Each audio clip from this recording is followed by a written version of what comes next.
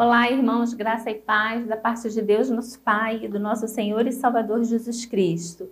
Estamos aqui para darmos continuidade ao nosso estudo na Carta de Romanos. Hoje nós estaremos estudando o capítulo 3, versículos 21 a 31. Alguns teólogos chegam a afirmar que esse é um dos textos mais importantes da Bíblia, um dos textos mais importantes para termos o entendimento, para entendermos a nossa salvação, para entendermos o sacrifício de Cristo na cruz do Calvário, para entendermos o nosso posicionamento diante de Deus. E nós vemos, irmãos, desde o capítulo 1, que Paulo veio numa progressão, trazendo ao nosso entendimento o nível que nós estamos. Paulo teve a preocupação de vir tratando ali a questão dos gentios, que os gentios estavam separados da glória de Deus, porque os gentios eles não receberam toda a revelação de Deus, porque eles não tinham a lei, eles não tinham a palavra, mas que pela natureza, pelo entendimento, pela lei moral, os gentios deveriam entender que existe um Deus que é soberano e a quem eles deveriam adorar. Nós vimos que Paulo vai dizer que os gentios, além de terem se corrompido, Deus os deixou na sua própria consciência, e aqui o versículo 26 do capítulo 1 vai dizer que Deus os entregou às suas paixões infames, porque até as mulheres mudaram o modo natural de suas relações íntimas, mas de suas relações íntimas por outro, contrário à natureza. Semelhantemente, os homens também, deixando o contato natural de mulher, se inflamaram mutuamente em sua sensualidade, cometendo torpeza, homens com homens, recebendo em si mesmo a merecida punição de seu erro. Essa parte aqui do texto vai falar também que, além deles terem se corrompido, além da humanidade tentar extinguir ou apagar aquele sentimento da existência de Deus que nasce dentro de cada um de nós, porque ninguém nasce, irmãos, ateu, ninguém nasce ateu.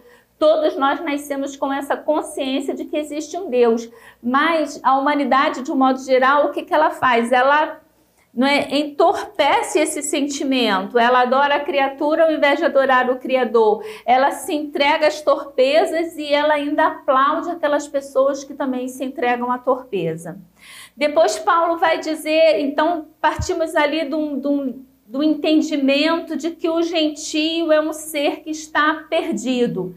Aí Paulo se volta para o judeu e ele diz, vocês também estão perdidos. Por quê? Porque vocês são falsos moralistas, vocês receberam a palavra, mas o que vocês fazem? Vocês não seguem a palavra que vocês receberam, vocês são guia de cegos, vocês realmente ali também culpam as pessoas que não seguem a lei, mas vocês não enxergam que vocês também não cumprem a lei. Então vocês também são indesculpáveis. Ele usa a mesma expressão que ele havia utilizado no capítulo 1 para falar dos gentios.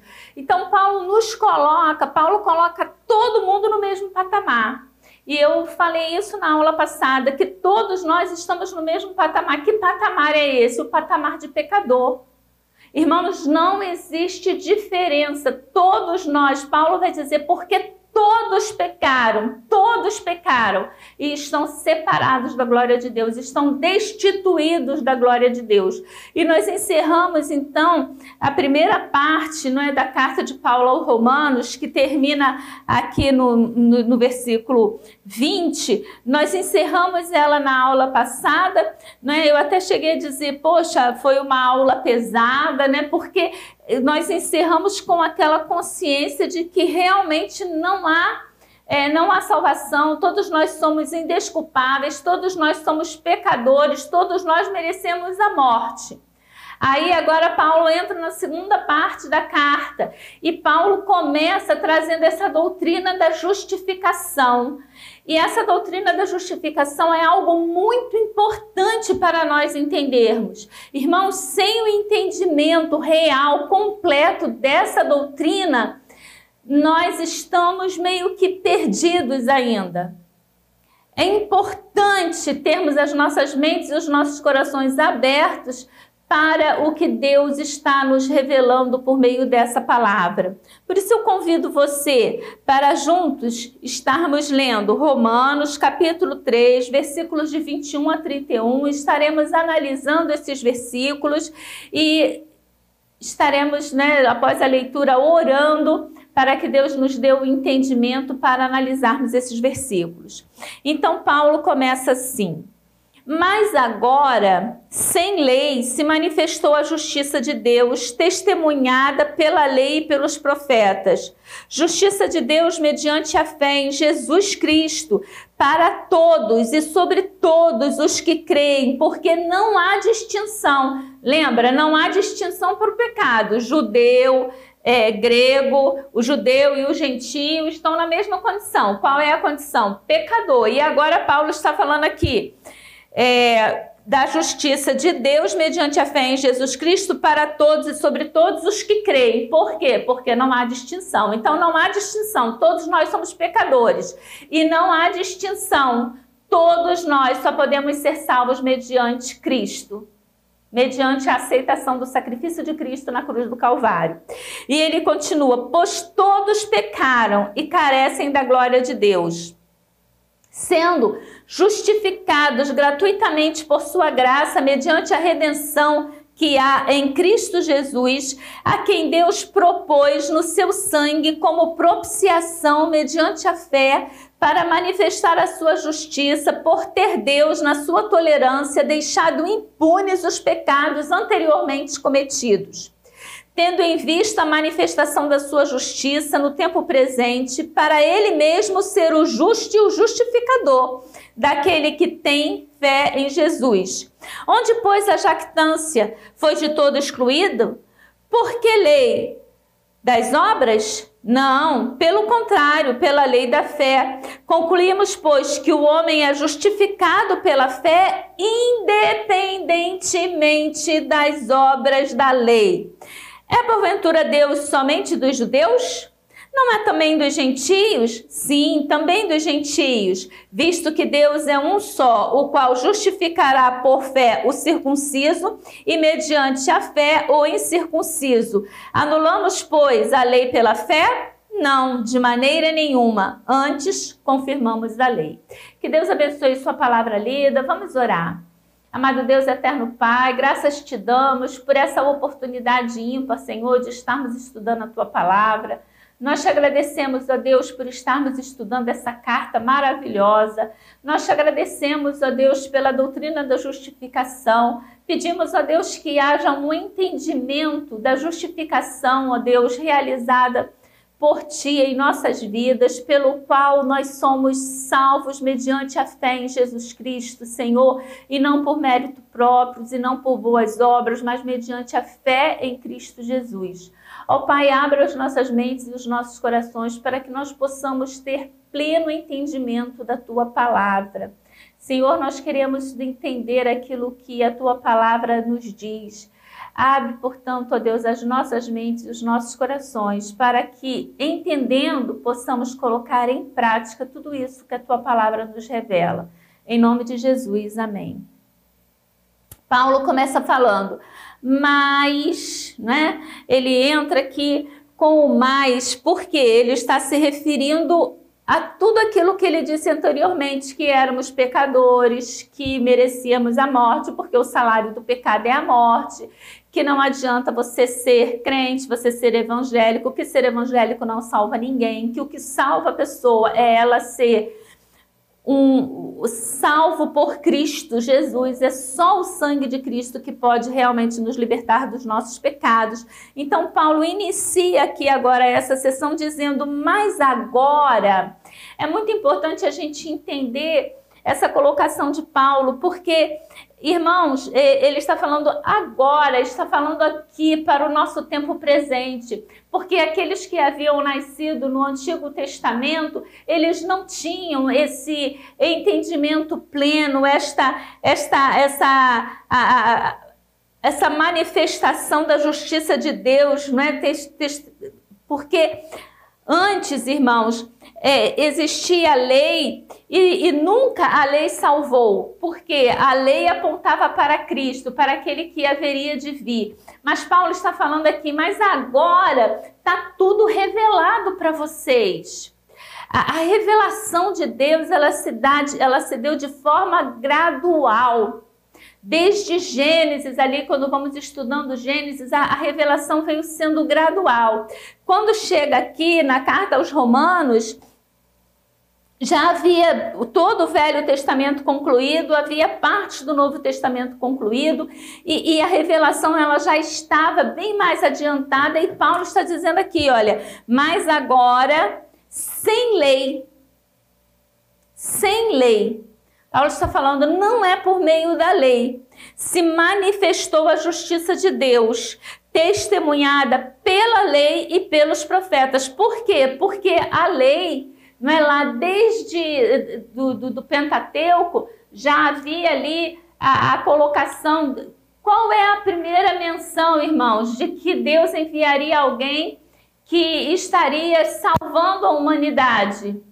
Desde o pecado no Éden, porque o que Deus diz para Eva? Que da semente de Eva nasceria aquele que esmagaria a cabeça da serpente. Depois Deus chama Abraão e Deus diz, Abraão, em ti serão abençoadas todas as famílias da terra, ou seja, por meio de sua descendência. E agora, Paulo começa aqui falando, agora sem lei se manifestou a justiça de Deus, testemunhada pela lei e pelos profetas. E aí ele começa então a falar sobre essa justiça de Deus mediante a fé em Jesus Cristo, para todos, sobre todos os que creem, porque não há distinção. Agora, antes da gente começar realmente a entrar aqui na Bíblia, nós precisamos entender algumas coisas. Primeiro, irmãos, a primeira coisa que é necessário de entendermos com relação à justificação é que a justificação, ela é um ato único. Você entende que a justificação é um ato único. Justificação não é um processo. Quando você aceita Cristo como seu único e suficiente Salvador, você é justificado. Ponto. Você daqui a 10, 20 anos não vai ser mais justificado do que você foi agora. A justificação ela é um ato único. Entenda, a gestação ela é um processo. O primeiro mês, segundo mês, o desenvolvimento da criança, né? Vai formando ali os membros, os pezinhos, a coisa antes é só um carocinho, depois vai formando ali a cabeça, o corpinho, daqui a pouco surgem as perninhas. Então é um processo em que o feto vai se desenvolvendo até chegar ali o momento do nascimento, o momento da concepção. Agora, o parto, o nascimento é um processo? Não, é um ato. Então, a gestação é um processo, mas o nascimento é um ato. Naquele momento você nasceu. Você não nasce daí a um ano quando você faz aniversário. Você só nasce uma vez, falando humanamente. Né? Não estamos falando do novo nascimento que temos em Cristo Jesus. Estou exemplificando o nascimento do ser humano. Então, precisamos ter isso em nossa mente, que justificação é um ato e não um processo. A santificação é um processo. A santificação ela vai se desenvolvendo ao longo do tempo. Pelo menos é isso que a Bíblia pede de cada um de nós, que nós possamos estar dando desenvolvimento à nossa santificação. Então eu aceitei a Cristo hoje como meu único e suficiente Salvador. Eu começo ali a me dedicar ao estudo da palavra, eu começo a ter comunhão através da oração, eu começo a ter comunhão com os meus irmãos na Igreja de Cristo. Então eu começo a me desenvolver e aí eu vou me santificando. Então existem pessoas mais santificadas do que a outra? Existe. E como existe? Pessoas que buscam muito mais a santificação do que outras. Tem pessoas que nascem bebê e passam a vida como bebê espiritualmente falando, não se desenvolvem em nada espiritualmente falando. Então a justificação ela é um ato único e a santificação você vai desenvolvendo. Até que ponto? Até chegar à estatura do varão perfeito. Não é quando estivermos ali diante de Jesus. A justificação ela não acontece em nós. Olha que coisa interessante e que você precisa entender.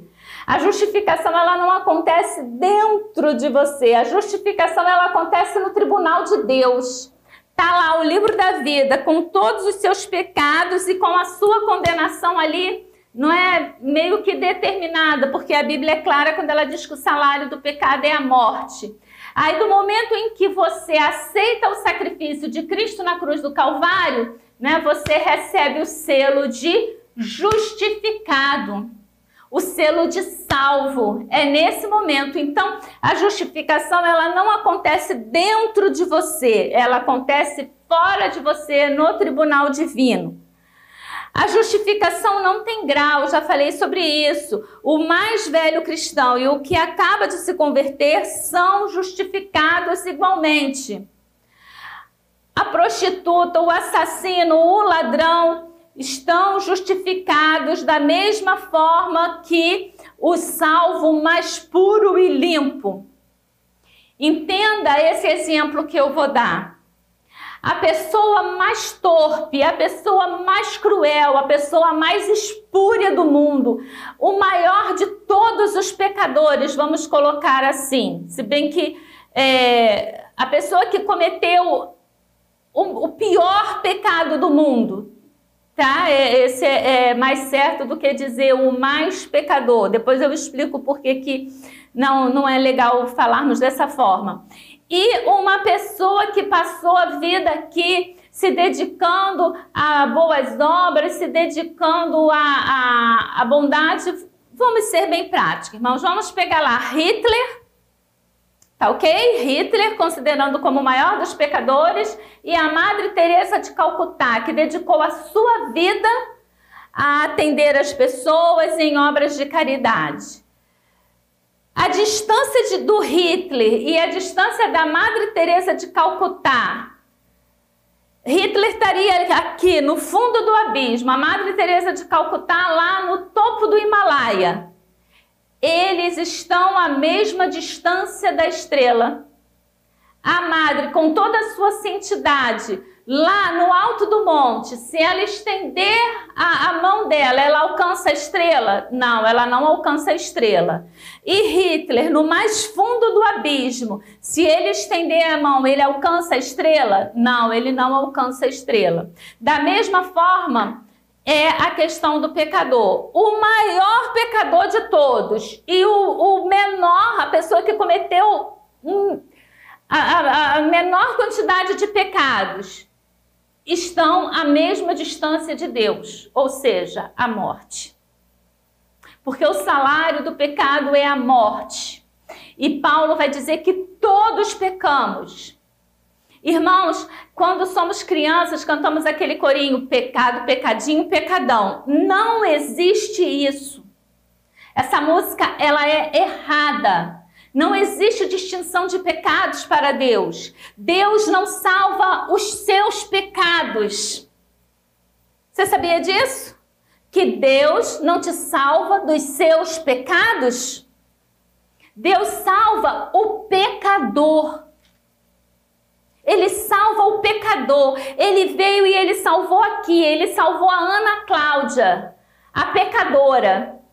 Agora, os pecados que eu cometo, se eu sou uma ladra, se eu sou uma assassina, se eu sou uma... o que você quiser que eu seja, ele não está aqui perdoando os meus pecados. Ele me perdoou, ele perdoou o meu ser pecador. Isso é muito importante para nós entendermos, porque se você entende que Deus perdoa a sua essência pecadora, que Ele perdoa você. Um exemplo, quando a oração do Pai Nosso, ele diz: perdoa-nos as nossas dívidas. Geralmente a gente fala errado, a gente diz: perdoa as nossas dívidas. Não, Deus não vai perdoar as suas dívidas. Mas a oração é: perdoa-nos as nossas dívidas. Então é você que tem que ser perdoado. Não são os pecados. Pecado, irmão, é a árvore. Pecado sou eu sou a árvore. Pecados são os frutos que eu dou. Isso explica, por exemplo, por que o crente não perde a salvação. Por que o crente não perde a salvação? Você tem dúvida se você é salvo? Irmã, eu aceitei Jesus como meu salvador. Mas às vezes eu faço cada coisa que eu fico pensando: será que realmente eu ainda sou salva? Isso explica por que você não perde a sua salvação. Porque ele salvou o pecador. Por isso que mesmo aquela pessoa que veio, frequentou a igreja e trabalhou e tal, e depois de um tempo aquela pessoa se desviou e foi para o mundo e foi para os pecados. Ela perde a salvação? Se ela de fato foi salva por Cristo Jesus, ela não perde a salvação. Agora, se ela passou um tempo convencido e não convertida, aí é outra situação. Porque, irmãos, todos nós pecamos, diariamente nós pecamos. Agora, o que acontece com a pessoa que foi justificada por Deus? A pessoa que teve o seu ser perdoado por Cristo Jesus. O pecado me incomoda. O Espírito Santo que está em mim, que vive em mim, ele não pode conviver com esse pecado. Por isso, quando eu peco, eu me sinto mal. Por isso a gente vê a oração de Davi, pedindo perdão a Deus: lava-me com seu sangue, não é? Eu ficarei limpo como isopo, mais branco do que a neve. Davi vai dizer: Senhor, me dá a alegria da salvação. Por quê? Porque, irmãos, não há como coabitar o pecado e o Espírito Santo. Então, quando eu começo a levar uma vida de pecado, mesmo após ter sido salva, o que acontece? O Espírito Santo, ele vai, meio que ali, quase que se extinguindo dentro de mim. Porque eu estou dando vazão mais à minha carne do que ao Espírito. Ele não se apaga, ele não sai, ele está ali. Mas eu estou entregue à minha devassidão, entregue aos meus pecados, entregue aos meus erros. Precisamos ter esses entendimentos. Aí você pode perguntar assim: como pode um Deus justo justificar um injusto? Deus justifica quem, irmãos? O justo ou o injusto? Dentro da nossa lei, dentro do jurídico brasileiro, nós ficamos indignados quando um injusto é absolvido de toda culpa. Não ficamos? Porque acontece. Muitas das vezes a pessoa foi lá, cometeu diversos erros, diversos crimes, mas a promotoria, o povo não consegue provar, né? Ou acontece erros na hora de colher provas, ou mesmo a compra de um juiz, a compra de advogados, e aí aquela pessoa que é realmente culpada daquele crime, ela acaba por ser absolvida. E isso é uma situação em que nós nos sentimos completamente indignados. Agora, diante de Deus, eu não posso ir com essa minha indignação. Eu preciso entender que Deus, ele é justo. E Deus, ele justifica o injusto. Deus não justifica o justo, porque se Deus justificasse o justo estaria sendo justificado pela sua justiça.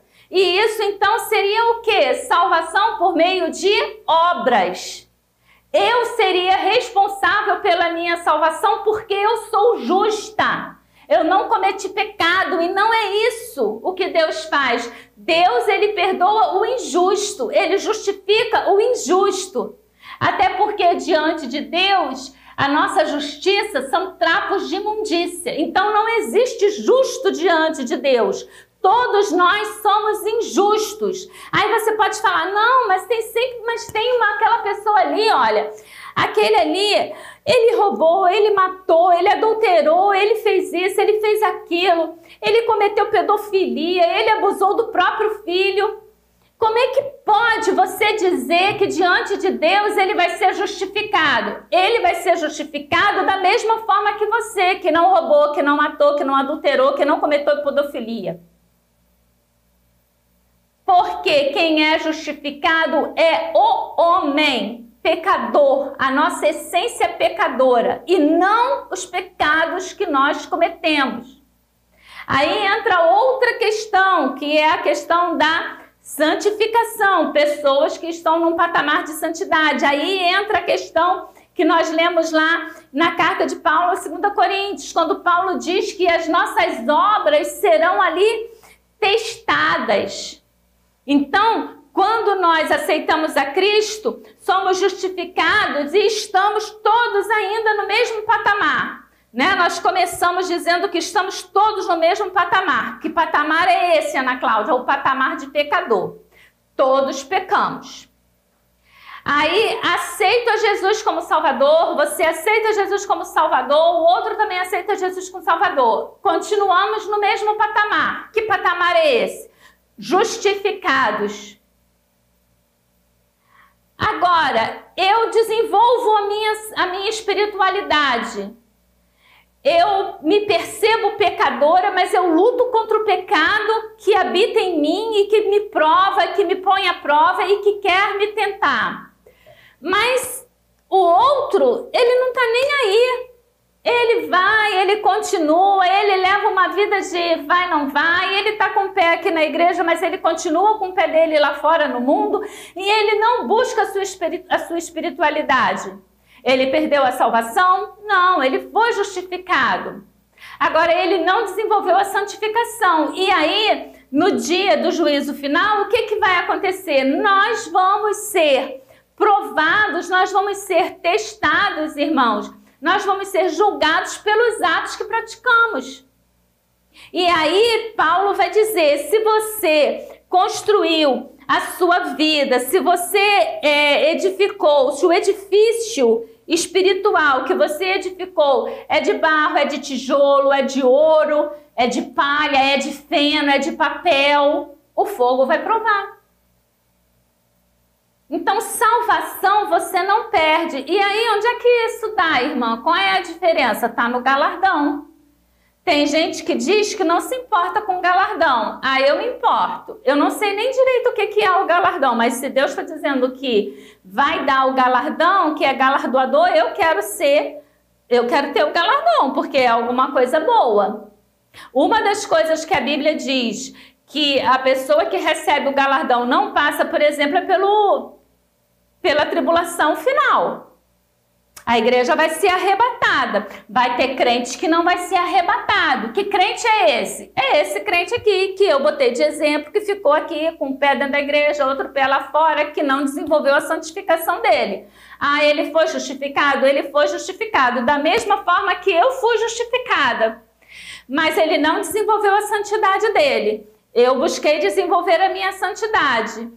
E aí vem as diferenças. Agora, irmãos, nós precisamos entender isso é muito importante de nós entendermos, porque dentro da igreja, muitas das vezes, a gente quer atacar o pecado. A gente quer atacar, a gente, por exemplo, agora está na moda, quer se falar sobre o homossexualismo. Virou uma neura dentro da igreja e temos que falar sobre o homossexualismo. Como se o homossexualismo fosse o único pecado praticado pela humanidade. Quando não é. Tudo, irmãos. Gálatas lá, Paulo vai dizer Os frutos, quais são as obras da carne? Não é? Vamos ler lá as obras da carne? Eu acho muito importante a gente ler, porque às vezes a gente esquece. E a gente pensa que pecados são só os pecados sexuais, e não é, irmãos. Que coisa é essa de achar que só aquilo que está no nível sexual é que é pecado?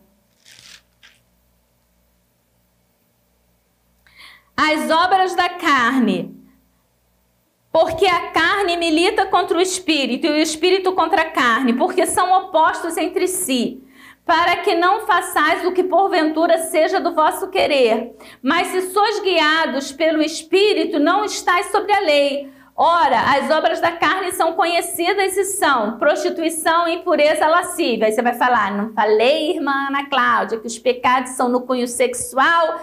Tá bom, tudo bem, começa com esses, mas vamos lá no 20. Idolatria, feitiçaria e inimizade. Eu não pratico nada disso, irmã. Será que não? Você dá dízimo, por exemplo?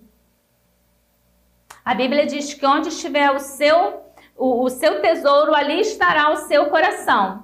Se o seu tesouro é o seu dinheiro, o seu coração está concentrado nele. Então aqui você adora o Deus Mamon. Você adora o Deus Mamon. Feitiçaria. Não, eu não pratico feitiçaria. Olha, tem um negócio aí de botar água, copo de água na televisão. Tem um negócio aí de uma florzinha. Tem um negócio aí de, por exemplo, eu falto à igreja o segundo, o terceiro e o quarto domingo, mas o primeiro domingo eu não deixo de estar na igreja, porque eu preciso participar da ceia. E chega até a dizer que é a Santa Ceia do Senhor. Não é Santa Ceia do Senhor, é a Ceia do Senhor. Inimizade. Nós não praticamos inimizade não, né? Porfia, discussão, briga, ciúme, ira, discórdia, dissensão, facção, inveja, bebedice, glutonaria. Eu nunca vi um crente ser excluído por ser glutão. E olha que dentro da igreja tudo acaba em quê? Comida. E tem aquelas pessoas que vão lá e comem demais, e tem aquelas outras pessoas que acabam não conseguindo se servir. Mas eu nunca vi ninguém preocupado com o glutão. E tudo isso é pecado, tá vendo? A gente pode, irmãos, não estar lá inserido dentro dos pecados do versículo 19, prostituição, impureza e lascívia. Mas se nós nos examinarmos, nós veremos que cometemos sim pecados, que somos falhos.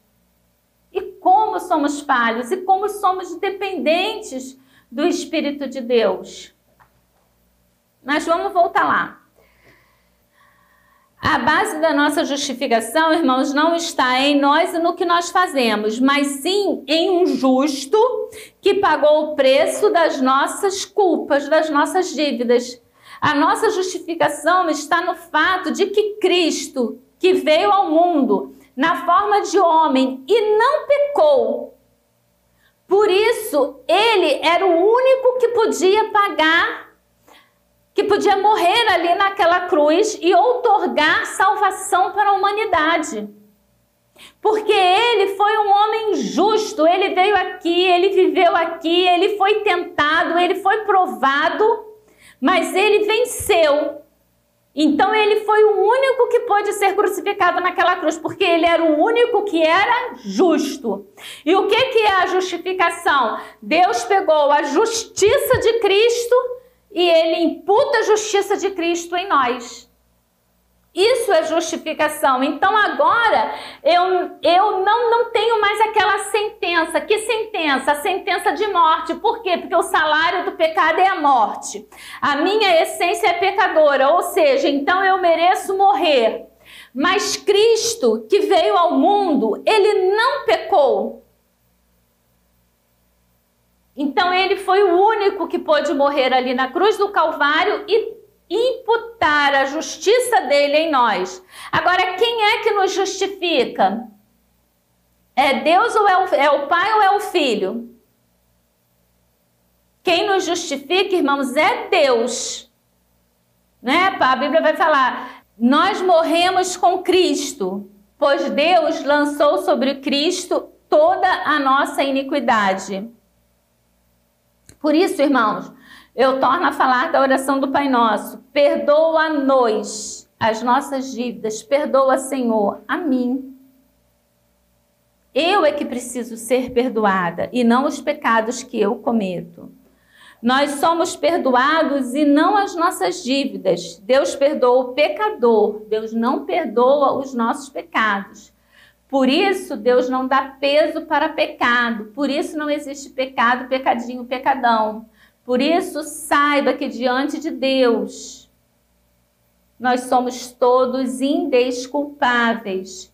Deus é justo e nos justifica no fato de Cristo ter morrido por nós, e isso nos foi imputado por justiça. Foi um ato lá no tribunal de Deus. Isso é importante, irmãos, para nós entendermos, porque às vezes a salvação ela é de graça, não é porque não há preço que você precise pagar para você ser salvo. Basta você aceitar Cristo na cruz do Calvário. Entenda que você não paga, mas alguém pagou. Alguém pagou um alto preço para que você pudesse ser salvo. Então não banalize a salvação. Não banalize a salvação. Por isso que, sendo justificados, todos estando no mesmo patamar, buscamos o crescimento em termos de santificação. Alguém pagou o preço, a justiça foi satisfeita, a lei foi cumprida, porque a lei diz que o salário do pecado é a morte. E desde lá do Velho Testamento, o que acontecia diante dos pecados? Havia o sacrifício dos animais, havia o derramamento de sangue. Por isso, o Cordeiro, não é? O Cordeiro Imaculado morreu por mim e por você. O nosso pecado, ele não passou batido diante de Deus. Aquilo que nós cometemos, as nossas torpezas, irmãos, ela não passou batido. Foi pago, um preço foi pago por todos os pecados que eu cometi. A diferença é que, ao invés de nós morrermos, Cristo morreu por mim e por você.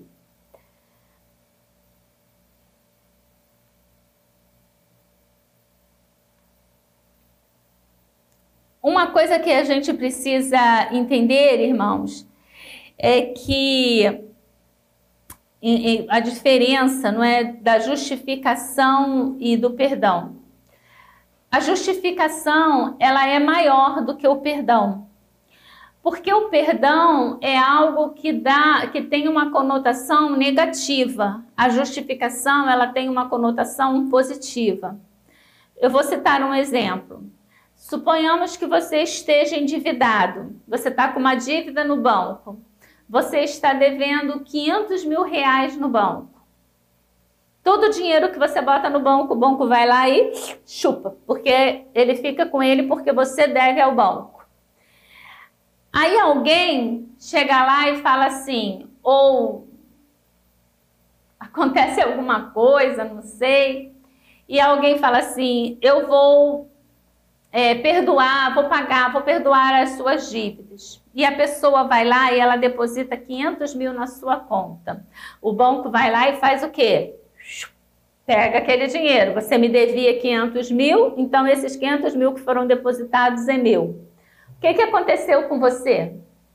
Você teve a sua dívida perdoada, mas você estava zerado, lembra? Você estava vermelho, você estava com 500 mil negativo. Agora, o que acontece? Você está zerado, você não tem mais 500 mil negativo, mas você não tem nada na sua conta, você continua falido.